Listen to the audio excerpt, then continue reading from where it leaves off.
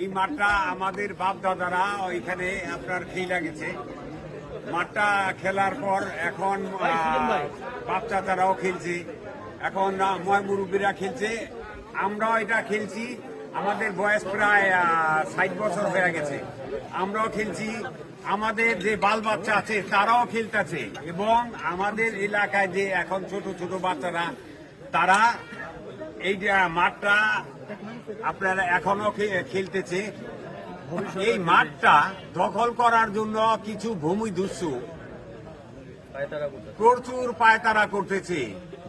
এটা দীর্ঘদিন ধরে ওরা পায়তারা করতেছে, কখনো হয় না, করতে পারে না, যেহেতু আমরা এলাকাবাসী এই ব্যাপারে সোচ্চার, আমরা এলাকাবাসী সোচ্চার আছি, যার জন্য এখনো করতে পারে নাই। তবে কিছু উচ্ছৃঙ্খল মানুষ, কিছু ভূমিদস্যু এই মাঠটা দখল করার জন্য পায়তারা করতেছে। সেইটা আমরা ইনশাল্লাহ সবাই সচেষ্ট থাকব, এবং কোনোভাবে যাতে এই মাঠটা দখল করতে না পারে সেই চেষ্টা করব।